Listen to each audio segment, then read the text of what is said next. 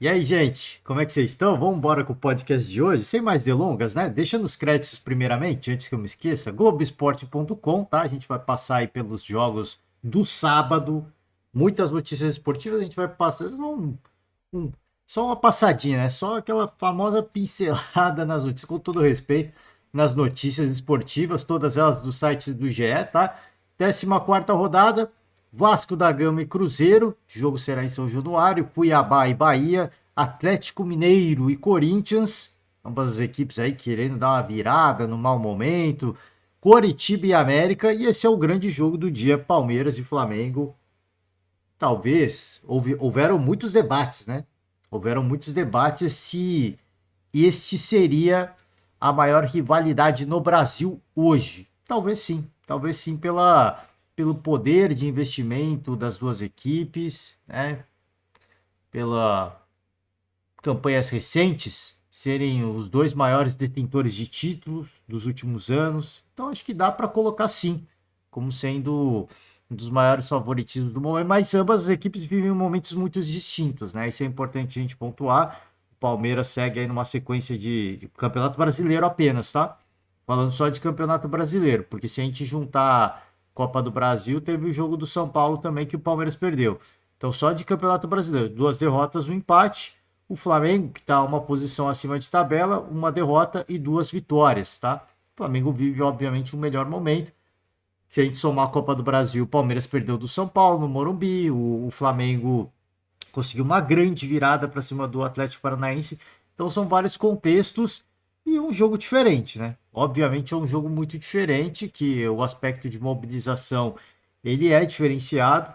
Eu sempre pontuei que isso é um fator positivo e é algo que a comissão técnica do Palmeiras sabe trabalhar muito bem. Eu tenho mais dúvidas, tá? Eu não sei o quanto que esse poder de mobilização ele vai funcionar nessa partida, porque a última vez que a gente viu isso de forma isso ser bem executado, né, de forma bem importante, foi na final do Campeonato Paulista, o jogo contra o Água Santa, né, que o Palmeiras perde o primeiro jogo. Ali você vê que houve aquele trabalho motivacional muito importante. Depois disso, até pelos jogos que sucederam, né, é muito difícil você ter uma partida que você vai, pô, vamos motivar, vamos lutar, vamos brigar. Essa pode ser uma dessas partidas, mas eu não sei. A gente vai falar, chegar no Palmeiras, tem dois personagens, né? Dois jogadores saindo de saída do Palmeiras também.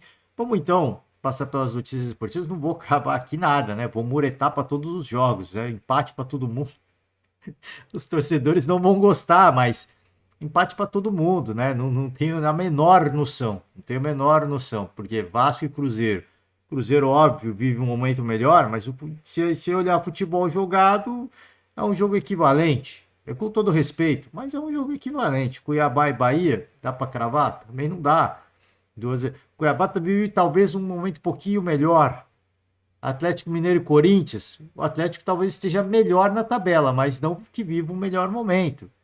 Coritiba e América, duas equipes na parte de baixo da tabela que vivem um péssimo momento também. Só esse Palmeiras e Flamengo, que aí são duas equipes que vivem momentos distintos, mas também momentos distintos em termos de trabalho.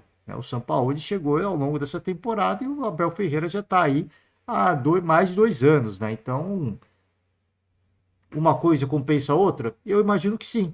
Então é difícil cravar, né? Resultados da rodada, eu vou muretar, obviamente, né? Não faço cartola, justamente porque eu fico nessa indecisão, então eu acabo nem fazendo cartola, tá? Vamos embora com as notícias esportivas.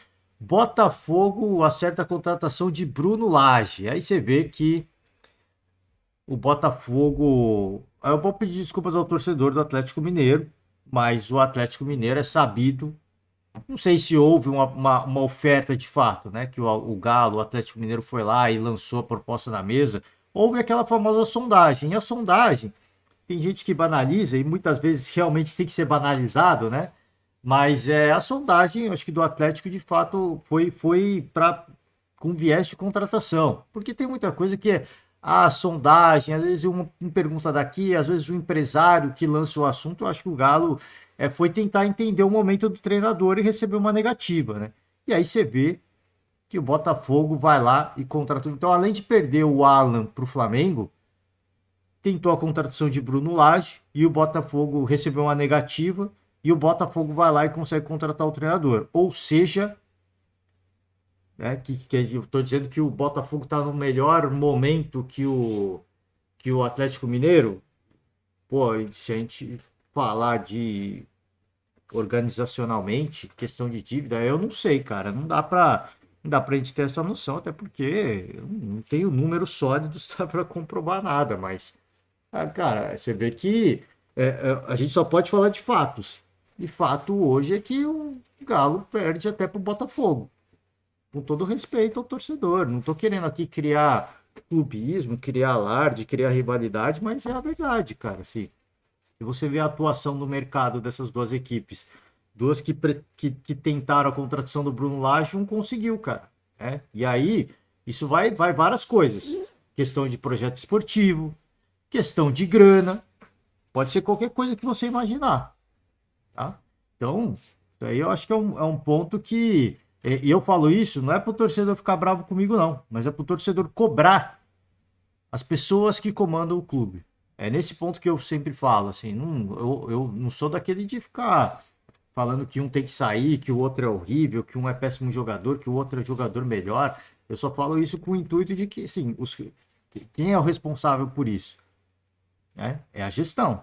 Esses que têm que ser cobrados, tá? Então o português aceitou a proposta do Botafogo, que vai seguir aí com outro português agora, hein? Sai Luiz Castro, chega Bruno Lage e o John Textor mais uma vez, né? Foi uma peça-chave, né? Na questão, Luiz Castro foi um cara importante, né? Obsessão de John Textor. O Luiz Castro também era uma obsessão do John Textor quando ele veio, né? E vamos ver aqui mais detalhes, tá? Da negociação. A obsessão de John Textor é o principal alvo.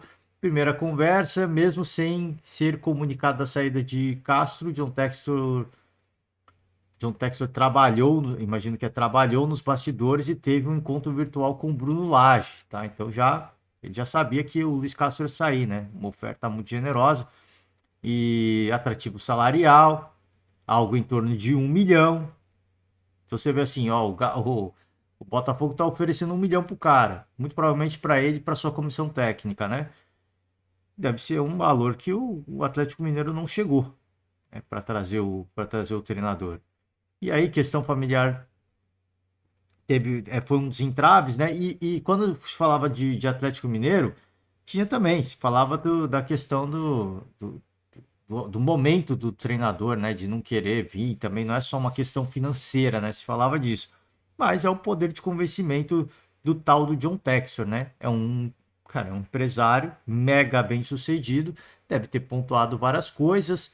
Pode ser que não seja só uma questão de salário, ele deve ter dado alguma coisa, algum respaldo para a família, tá? Então a gente vai saber detalhes, mais detalhes e mais detalhes ao longo do tempo e com a chegada de Bruno Lage. Fato é que está confirmado até o momento e a gente aguarda a chegada do português aí para seguir com o trabalho do professor, do Mister Luiz Castro. Tá? Sobre Palmeiras, tinha falado, né?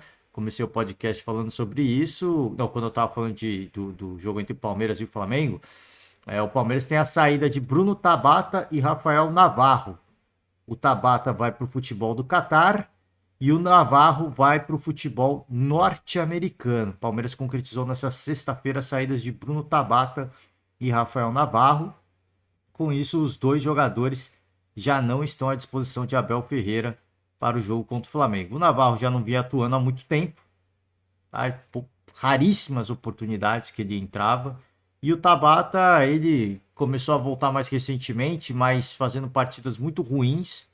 Nas redes sociais, os torcedores um pouco agitados em relação à performance do atleta. Um pouco, não digo muito, um pouco, né? O Tabata, ele foi contratado como uma reposição para a saída do Gustavo Scarpa. Você vê, ele veio para repor o Gustavo Scarpa, que já está saindo, ou seja, não vai ter reposição para o Gustavo Scarpa. O Abel vai ter que achar na base e eu acho que tem reposição na base do Palmeiras. Imagino que é isso que ele vai, que o Abel vai promover ou não. Ou o Palmeiras vai ser mais agressivo no mercado nessa janela de meio de ano. O fato é que eu, por preferência pessoal, eu prefiro que o Palmeiras coloque um garoto da base, né? A base do Palmeiras é muito promissora, tem alguns garotos que já estão entrando e eles, nas oportunidades que têm, não são decisivos, mas eles sempre fazem uma fumaça interessante. Acho que dá para ser muito bem aproveitado, tá? Saiba porque Abel não quer deixar o Palmeiras, mas ainda avalia se irá renovar com o Palmeiras. Pô, não é segredo para ninguém, o Abel sempre falou que no Palmeiras ele está muito bem, né? Recebe um dos maiores salários do mundo, ele é o dono do futebol do Palmeiras, se a gente pode dizer assim, é o presidente, vamos falar presidente. Ele é o presidente do futebol do Palmeiras, a família dele está no Brasil, então ele não tem muitos motivos para sair. Mas é óbvio que assim, é muito tempo, né? Até 2027 é um tempo importante, é algo que ele tem que considerar. Talvez ele viva hoje o seu pior momento na temporada do Palmeiras. Talvez, tá? Talvez. A gente tem que. Eu sempre. Raramente eu falo. Acho que eu nunca falei isso aqui, né? Mas o. Não querendo comparar o Abel com o Guardiola, longe disso. Mas o Guardiola, em seu livro, fala que o terceiro ano de trabalho ele é o mais complicado, né? Por várias razões. Acomodação, tem uma série de fatores que o Guardiola ele fala que o terceiro ano de trabalho ele é o mais complicado. E talvez seja isso que o Abel esteja vivendo no Palmeiras, né? Não só por questões de elenco, questões dentro de campo, pode ter um certo nível de comodismo, mas também pela briga que essa comissão técnica ela está tentando comprar com a arbitragem brasileira. E eu falei, volto a repetir, acho que quem tem a perder com isso só o Palmeiras, a comissão técnica do Palmeiras, os jogadores do Palmeiras, o time como um todo e o torcedor, né? Então é uma briga que eu acho que, sim, se eles forem continuar levando adiante, eles vão perder, tá? Eles vão perder. Sobre Flamengo, renova por 6 meses, patrocinador master, receberá 22 milhões. Aliás, tem o. Eu pulei uma notícia aqui, né? Eu vou voltar ela no final, então. Vou voltar a notícia da Liga, da Libra, né? Da Libra. A Libra fechou, alguns clubes da Libra assinou com o fundo lá Mubadala, né? Com o fundo árabe.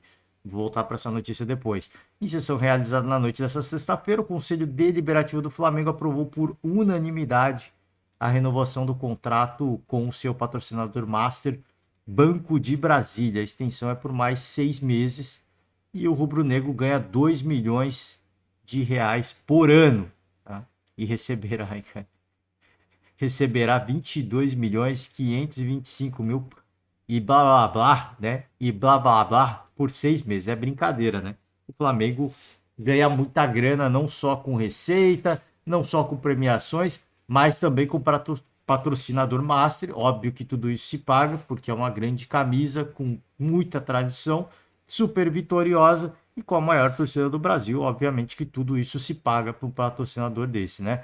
Pablo recebe sondagens de Fluminense, Santos e Corinthians e Fluminense, mas quer ficar no Flamengo. Tá? Pablo perdeu muito espaço no Flamengo, ele teve pouquíssimos momentos no Flamengo e nunca assim vingou com grandes atuações.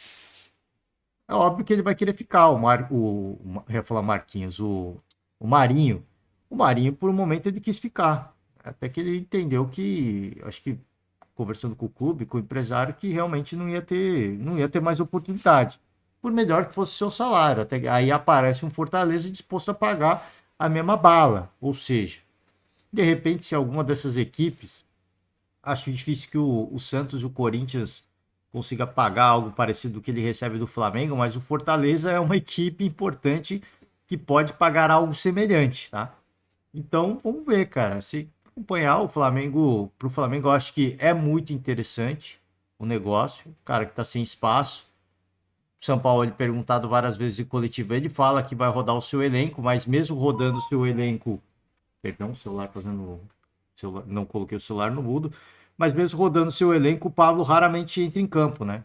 Então, por mais que ele seja perguntado e ele tenta fazer, não, ele tenta meio que deixar no ar que todo mundo vai ter espaço, o Pablo nunca tem espaço, né? Então, eu acho que para o Flamengo é interessante a negociação, se aparecer alguém, e aí cabe o próprio Flamengo de negociar com o atleta, uma rescisão, dele sair, enfim, não sei como não sei como dá para fazer, né? Com o Marinho aconteceu, o Marinho deu certo. Sobre Rossi, o novo goleiro rubro-negro, ele viajou com a delegação do Flamengo. Alan, Gabigol e Léo Pereira ficam no Rio de Janeiro, né? O Rossi foi contratado já no início dessa temporada, mas ele tinha contrato com o Boca até o meio desse ano. Já está no Flamengo, está a serviço do Flamengo, mas nesse meio tempo, quando ele foi contratado, era aquela velha história. O Santos era o goleiro titular na época, só que ele nunca, cara, se foi um goleiro, uma unanimidade, né? Um cara incontestável, um cara que o torcedor olhava e sentia confiança. E aí veio o nome do Rossi, atleta que então era do Boca Juniors. Surgiu o nome do Rossi como uma possibilidade de sucedê-lo, né? De sucedê-lo. Mas quis o destino que o Flamengo encontrasse aí um titular de altíssima categoria, se é que a gente pode dizer assim, né? Altíssima categoria. Então, deve ser banco por um tempo. Não imagino que o. Eu não imagino que o São Paulo ele vai fazer, sei lá, rodízio de goleiro, até porque o Matheus Cunha tá muito bem, né? Então, acho muito difícil, cara, que isso aconteça, que ele promova. Talvez o Rossi tenha uma oportunidade numa partida ou outra. Até pra poupar o Matheus Cunha, mas o Matheus Cunha tá muito bem, cara. Ele tá com muita confiança, fazendo defesas importantes, em partidas importantes. Tem uma falha ou outra, mas o que é normal de qualquer grande goleiro. Mas é um cara que nesse momento ele vive um melhor momento, né? Nesse momento ele vive um melhor momento, tá com a confiança lá no alto. E ele cara, assim, ele. Não digo que ele é uma unanimidade, mas o torcedor tem a confiança no Matheus Cunha, uma confiança que nunca teve no goleiro Santos. Né? Sempre havia aquela apreensão. Pô, será que o Santos vai jogar bem hoje ou não vai, né? Sempre havia aquela apreensão com o Santos. E ele também foi meio azarado, né? O Santos em alguns momentos, decisões ruins, enfim, uma somatória de fatores. Então o Cunha, Matheus Cunha se firmou na posição, o Rossi chegou meio que atrasado, se a gente for assim. Ele se chegasse no começo do ano, o Flamengo até tentou viabilizar isso. Se chegasse no meio do começo do ano, acho que ele chegaria para ser titular direto. Agora ele vai ter que lutar pelo espaço dele e acho difícil. Acho difícil. Talvez só numa disputa de. Eu ouvi dizer que ele é um bom goleiro para defender penalidade, né? Mas o Matheus Cunha fez defesas importantes de penalidade também. Então vai ser uma parada que o São Paulo vai ter que analisar com cuidado. Acho difícil que ele vá fazer rodízio de goleiros. Como eu falei, o São Paulo ele gosta de mexer no seu elenco, mas mesmo mexendo no elenco, o Pablo não tem espaço na zaga. E no goleiro, o São Paulo ele não vai mexer, né?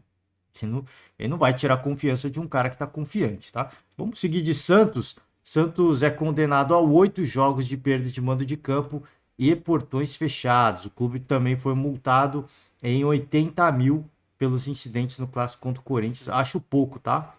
Torcedor não me xinguem, mas acho muito pouco essa multa que o Santos tomou. Ah, mas o time não tem nada que fazer, a culpa foi dos torcedores. Cara, infelizmente é aquela velha história. O clube paga pelo erro da sua torcida. E aí você pode também ir para outras, você também pode ir para outros níveis, né? E a segurança do estádio, né? Cadê a segurança? O clube ele é responsável pela segurança dos torcedores e mais principalmente pelos seus atletas, né? São seus profissionais que estão em atuação. A segurança dessa galera ficou comprometida, não só dos torcedores na arquibancada, mas dos jogadores. Então o clube tem uma responsabilidade de garantir a segurança. Ah, mas não dá para garantir. Não, não dá para garantir, mas no seu plano de contingência, quando você pensa no pior cenário, você tem que ter isso bem treinado, né? Incidentes acontecem. A prevenção de acidentes, você nunca se prepara para um acidente pensando que ele vai acontecer. Você se prepara para caso ele aconteça. Mas você nunca torce para que aconteça, né? Você nunca fala, não, isso quero que aconteça para ver se eu tô bem, né? Não, você não faz isso, né? Primeiro, aqueles treinamentos de primeiros socorros. Você faz o treinamento, mas você torce para que nunca precise usar, né? É a mesma coisa segurança de estádio. Fala, tá, para esse público eu preciso de tantas seguranças, porque se de repente a galera é, perder a noção e decidir invadir o campo, a gente tem segurança para garantir. Mas não, né? Mas não, então aí é uma responsabilidade do clube também. Óbvio que o torcedor ele compromete.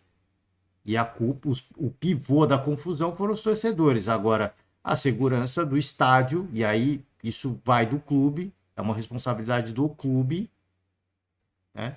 Cadê? Achei uma multa leve, tá? Achei uma multa leve. Então vamos embora, que o duelo contra o Goiás este domingo será mantido na Vila Belmiro, devido à falta de tempo hábil para alterar o local da disputa.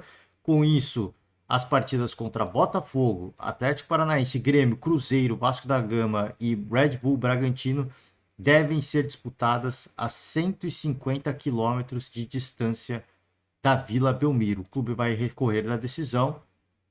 Deve recorrer, não vai perder a pena, tá? Alguns jogos o Santos vai pegar.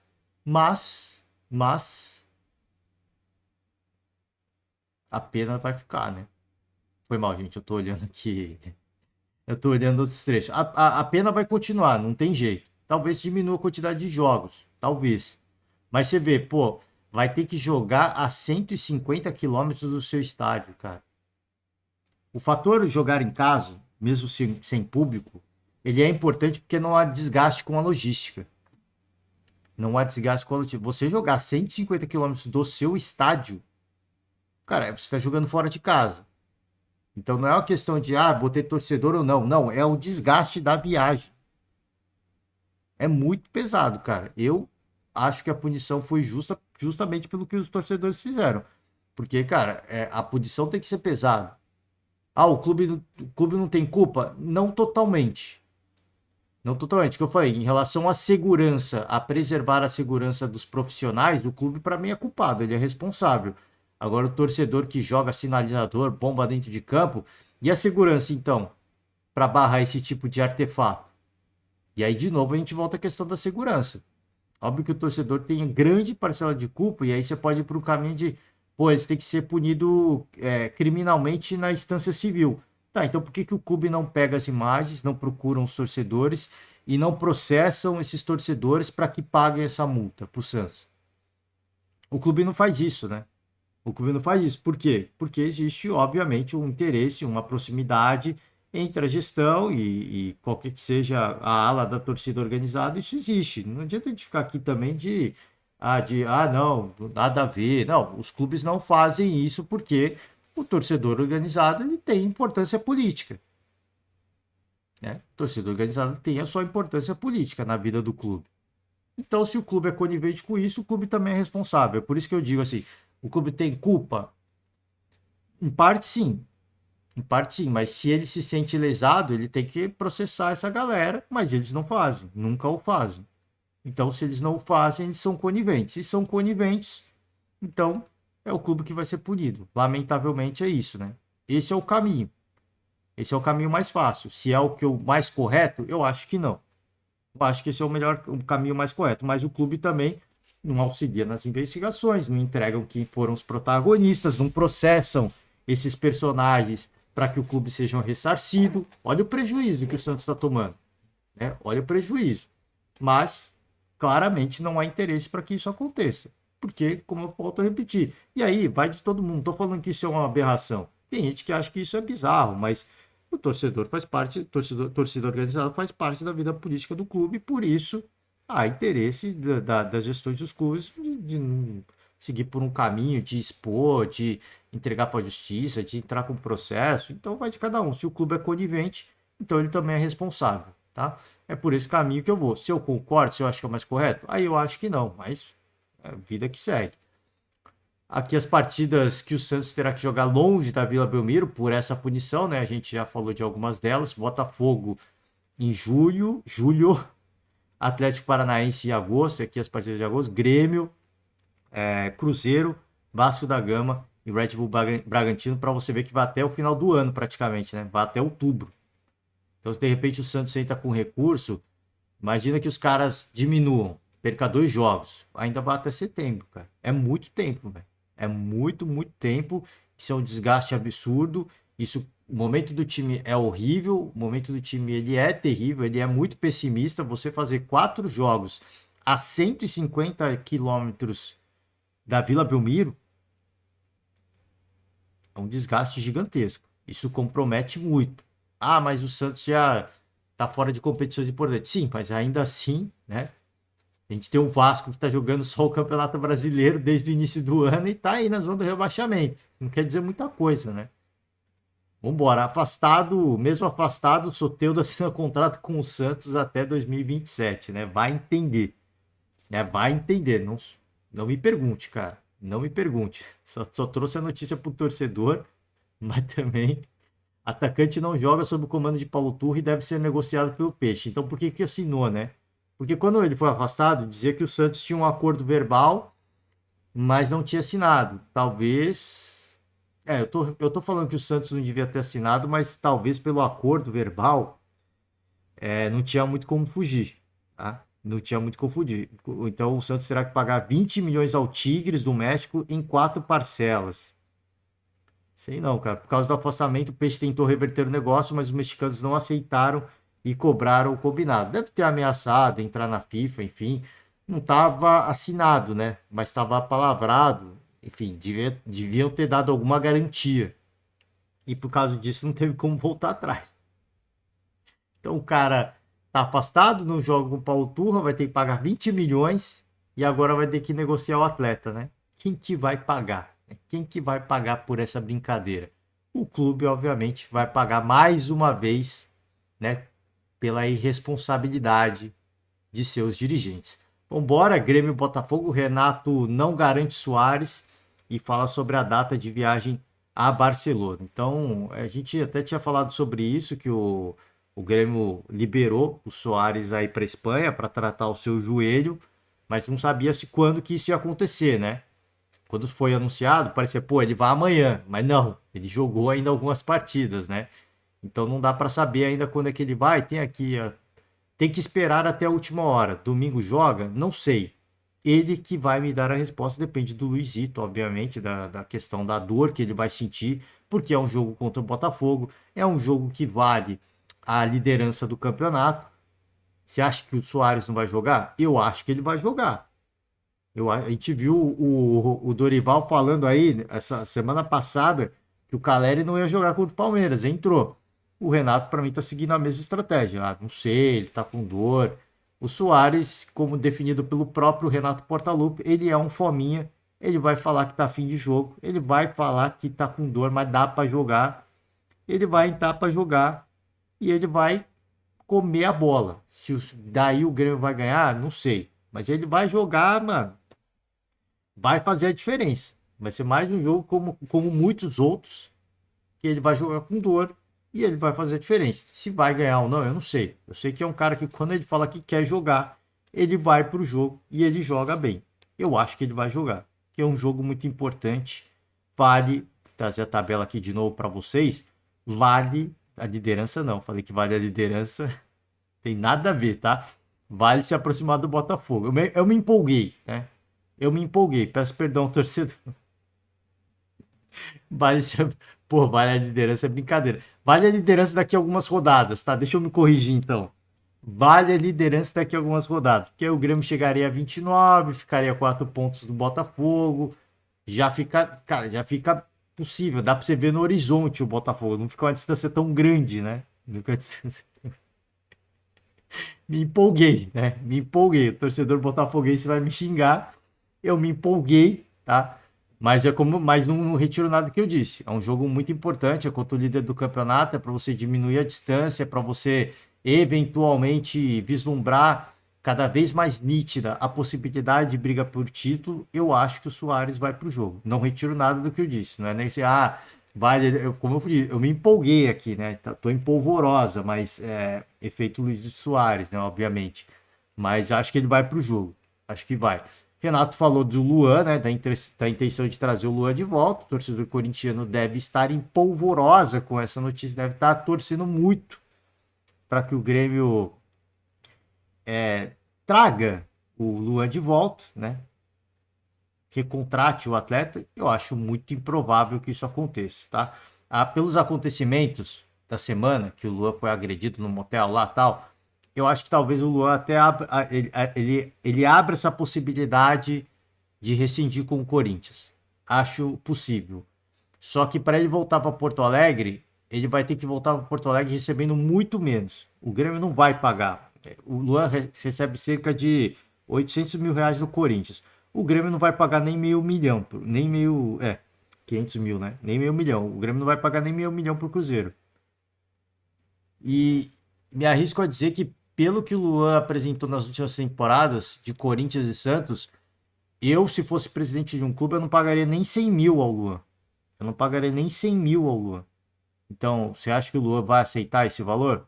Por mais que ele saiba que hoje ele está em baixa no mercado, você acha que um atleta aceita um valor desse? Ele não vai aceitar.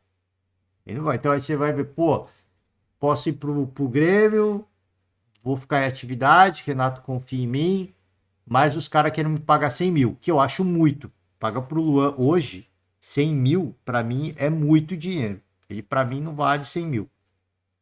Não vale, pelo que ele não tá jogando. Ele não tá jogando, ele não vale. Um atleta que não joga não tem valor nenhum, com todo respeito ao Luan. A história não entra em campo, né? A história não entra em campo. Então, se o atleta não tá atuando, ele não tá valendo nada. Não tá valendo nada. Então, não sei nem qual o contrato possível, porque se eu sou Guerra, ofereço 100 mil para ele contrato de produtividade. E produtividade não é jogar, é assistência e gol. Se sou eu, faço, tá, eu posso até pagar 100 mil para ele. Mas ele só vai receber mais se ele contribuir com assistências e gols. E nem 100 mil, se eu sou Guerra, cara, se eu sou o comitê, como é o nome do comitê? O comitê gestor do Grêmio, né? Cara, eu não aprovo a contratação do Luan por 100 mil, mas nem a pau. Cara, nem querendo. 50 mil, 50 mil, olhe lá. Olhe lá. Você vai ter que me apresentar as contas do quanto que esses 50 mil ainda vai pesar no cofre do clube. Porque, não, cara, não vale esse valor. Mano. Não vale. Desculpa o Luan, não vale. É hoje um atleta que não vale esse valor. Você pode costurar um acordo aí de se fizer gol, ganha 100 mil, sei lá. Se fizer gol. Não, se fizer gol, ganha 50 mil. Se fizer gol e. Eu não sei, nem faço nem ideia. Tô brincando aqui com os números só. Se fizer gol e o time ganhar, ganha 100 mil. Né? Você tem que forçar o cara a jogar bola. Tem que forçar o cara a jogar bola. Que talento ele tem, mas ele não tá afim de jogo. E hoje, justamente por não estar afim de jogo, pô, desculpa falar, mas para mim eu não pagaria nem 50 mil num atleta como o Luan. Desculpa, mano, de verdade. Pô, Luan para mim, ele foi cara, assim, uma das maiores decepções dos últimos anos do futebol. Pô, jogou muito, cara, assim, jogou muito no Grêmio, foi rei da América, jogou muito nas Olimpíadas. Cara, sim, mas foi uma decepção gigantesca, né? Você não desaprende a jogar bola. Você não desaprende a jogar bola, mas daí você precisa querer. Por isso que eu tô falando, assim, se ele quer voltar pro Grêmio, pô, eu não sei nem quanto, nem sei que tipo de contrato que o Grêmio pode fazer, cara. Sincero, honestamente, tá? Vamos seguir. A gente tá com quanto tempo de podcast aqui? Pô, deixa eu ajustar aqui que eu não tô vendo o tempo de podcast. Pô, já passou de meia hora, né? Vasco faz proposta pro Lucas Prato, que tá de saída do Vélez. Acho um bom nome, tá? Lucas Prato, bom jogador, bom centroavante, gosta do gol, tem faro de gol, é oportunista. Não sei como é que tá o momento dele no Vélez, tá? Jogador de 35 anos, já tá com uma idade mais avançada, mas é um cara grande, presença diária. Pedro Raul não tá bem. De repente, dependendo do quanto ele quer, ou dependendo de quanto a 777 injetar, acho que vale considerar. Eu acho que vale considerar, tá? Bom jogador, na minha opinião. Para essa fase que tá o Vasco, acho bom jogador, tá? Lucas Prato conhece bem o futebol brasileiro. Ele teve passagens pelo Atlético Mineiro e por São Paulo, tá? Foi muito bem, especialmente no Galo. Me lembro dessa fase do Galo. Muito bom jogador, volto a repetir. Muito bom jogador, tá muito mais velho, obviamente, mas, cara, assim, quem que tá bem no ataque do Vasco? O Pedro Raul chegou para ser a solução dos problemas do Vasco, na artilharia do Vasco. Ele não virou solução até agora. Aliás, para o torcedor, ele virou um problema, né? Acho bom jogador. Depende do valor que ele quer. Um jogador, cara, 35 anos, né? Se a gente pensar na carreira de jogador, é um atleta velho. Atleta velho. Não tô querendo dizer que ele tá velho, tá? Eu digo atleta velho. Na carreira de jogador, ele é um atleta velho hoje. Então, dependendo do quanto ele quer de salário, dá para considerar. Ou depende da 777. Quanto que vocês vão injetar de dinheiro? Dá para bancar? Então, eu acho que vale, tá? Pelo momento que o Vasco vive, pela situação de não fazer gols, eu acho que o Lucas Prato é um bom nome. Ah, vamos. Aqui o negócio que eu falei, né? Voltar a isso. Eu ia começar o podcast falando sobre isso, acabei pulando a notícia, comecei com o Botafogo, mas valeu a pena, né? Falar de Botafogo, é o líder do campeonato. A gente tem que deixar essa moral, obviamente, né? Clubes da Libra assinam um contrato de exclusividade com o fundo Mubadala, tá? Para vender direitos do Brasileirão. Aqui tem, vamos ver mais detalhes aqui. 8 clubes da Série A que compõem a Libra assinaram nesta sexta-feira um contrato de exclusividade para negociação de vendas de direito de transmissão do Campeonato Brasileiro a partir de 2025. A assinatura do documento de exclusividade não representa a venda imediata dos direitos, não é imediato, mas sim um compromisso dos clubes de que apenas acessarão o mercado em bloco e via Libra. Tá? Então, assim, a venda dos direitos vai ser em bloco. Porque para o investidor ele vai ter a garantia de que esses são os maiores, não digo os maiores clubes, mas os clubes com as maiores torcidas do futebol brasileiro, e a gente vai ter o direito de transmissão dessa galera. Ou seja, vai ter muita audiência. Então tem um apelo importante. Tá? Por isso que esse negócio tem que ser em bloco, né? Para o investidor tem que ser em bloco. A expectativa é de que as tratativas pelos direitos de TV avancem a partir de agora. Então aí o fundo vai analisar os possíveis compradores e, obviamente, ele vai querer fazer muita grana com isso, né? Vai fazer um famoso... Porque fazer aquele famoso, não digo leilão, né? Mas vamos dizer leilão. Vai fazer aquele famoso leilão, quem pagar mais leva, né? Quem pagar mais leva. Na semana passada, os 7 clubes da Série B que fazem parte da Libra já haviam assinado o acordo do tipo e receberam 3 milhões de adiantamento. Aqui os clubes, né, os integrantes, a expectativa é de que o Atlético Mineiro também se junte ao grupo. Seria importante, é mais uma camisa pesadaça que entraria nesse bloco, tá? Flamengo, Corinthians, Palmeiras, São Paulo, Grêmio, Santos, Bahia, Red Bull Bragantino, Vitória, Ponte Preta, Guarani, Ituano, Mirassol, Novo Horizontino e Sampaio Correia. Deixa eu ver aqui. A todo momento tentam criar factoides de que o Palmeiras poderia ir para o outro lado, mas eu sempre estive firme e convicta de que o melhor para o Palmeiras e para o futebol brasileiro é o modelo da Libra. Assim, nos reunimos nessa sexta-feira em um encontro muito produtivo e promissor. A assinatura do contrato de exclusividade nos dá mais tranquilidade para seguir com as negociações do direito. Isso aqui, palavras de Leila Pereira, tá? Deixa eu ver aqui. Tem mais alguma coisa? Tem a tabela com alguns valores, né? O Mubadala oferece pagar à vista um valor aos clubes em troca de 12,5% sobre os seus direitos de transmissão por 50 anos. A operação é de R$ 1 bilhão. É pouquíssimo dinheiro, né? E nem todos os clubes da Libra estão dispostos a vender essa fatia. O Palmeiras, por exemplo, não pretende negociar os 12,5% por entender que o período de 50 anos é muito longo, tá? Vai seguir, vai negociar, mas não vai negociar os 12,5%. 50 anos realmente é muito tempo, é meio século, né? É meio século. Imagina se de repente o futebol brasileiro ganha. É óbvio que isso é hipotético e nunca vai acontecer, tá? Mas imaginem, tá? Nunca diga nunca.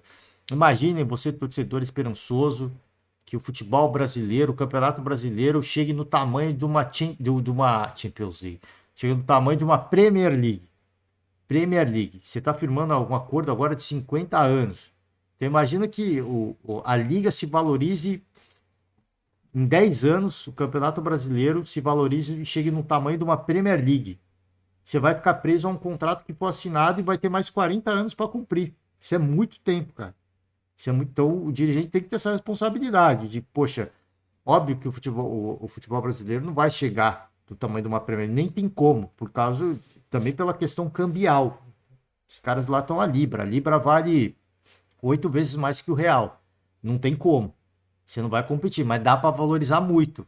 Eu acho que é isso que a Leila imagina. Cara, se o negócio, o produto pode se valorizar de tal forma que eu condenar uma receita por 50 anos, cara, isso é muito tempo. Se em 10 anos o negócio já duplicar ou triplicar, eu poderia negociar muito mais. A gente poderia receber muito mais por isso, mas a gente vai seguir preso a um contrato de muito tempo, né? Então aqui, a seguir quanto cada clube receberia nessa antecipação, aqui obviamente é pelo tamanho da torcida dos clubes, né? Flamengo 150 milhões, o Corinthians 148, o Palmeiras e o Flamengo, o Palmeiras e o São Paulo, perdão, que tem torcidas de tamanhos semelhantes, segundo pesquisas, né? Depende da pesquisa. Umas dizem que o Palmeiras tem mais torcida, outras dizem que é o São Paulo. Então a gente imagina que tem torcidas equivalentes em número, tá? Em massa, recebem o mesmo valor e por aí vai, né? Grêmio, Santos, Bahia, e aí vai diminuindo em virtude do tamanho da torcida, tá? O São Paulo jamais cogitou deixar esse bloco da Libra. A reunião de hoje apenas ratificou essa unidade. Tenho total convicção de que, com as negociações pelos direitos avançados, vamos elevar o nível do futebol brasileiro, tá? Que tanto o Casares quanto a Leila Pereira, seguindo naquele mesmo raciocínio, a gente ouviu a entrevista deles no CNN Sports SA, e eles falaram, seguiram mais ou menos nessa linha, né? De que eles vão seguir na Liga, na Libra, eles têm esperança que isso vai acontecer e que isso vai valorizar o futebol brasileiro, tá? Gente, é isso. Me estendi demais, né? Falei, pô, muita notícia esportiva, mas isso aqui é a promessa de que vai melhorar o fundo, é muita grana, mas volto a repetir, assim, não é só a questão da grana. A minha esperança é que o produto ele se valorize, porque os clubes não estão pensando em arbitragem, né? Você pegar o Palmeiras, por exemplo, tá criando uma briga e uma polêmica com a comissão da arbitragem. Isso deveria entrar também nessas discussões da Liga, né? Da Liga Brasileira. Isso deveria entrar em discussão, isso deveria entrar em pauta. Mas a minha esperança é que com a formação da Liga, um bloco só, todos os clubes num campeonato diferente, organizado por uma entidade privada, uma propriedade privada, um CNPJ, né? Uma empresa que queira ganhar dinheiro, que queira vender o produto para o mundo, eles não vão permitir que um produto com tanto valor agregado tenha uma arbitragem tão patética, né? Como a gente está vendo. Então, eles naturalmente assumiriam isso com o tempo, e com o tempo a gente veria a melhora da arbitragem brasileira. Essa é a minha esperança na formação da Liga. É que, com a formação da Liga, o cara que comprou, ele não vai querer que o produto seja... Cara, o produto tem muito valor, mas com uma arbitragem dessa não dá. Eu vou comprar a arbitragem também, eu vou reciclar esses caras, eu vou trazer só cara fera, porque a gente não pode ter mais esse tipo de coisa acontecendo, né? Acontecer vai, mas minimizar, né? Que se mantenham pelo menos os erros interpretativos, não os erros bizarros, né? Enfim, rodada de sábado, a gente vai acompanhar o máximo que der, né? Tem muitos jogos muito próximos, esses dois, por exemplo, acontecem no mesmo horário.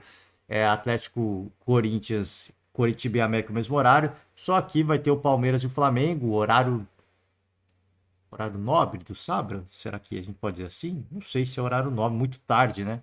Sábado à noite, próximo do horário das festas, né? É aquecimento para balada, né? Aquecimento para balada. Se você vai ter uma festa de São João aí, na noite de sábado, dá para você aquecer, ver esse jogo entre Palmeiras e Flamengo, depois você vai para festa. Enfim, aí se o seu time perde, pelo menos na festa você afoga as suas mágoas, né? Você vai para quadrilha, come a sua cocada, né?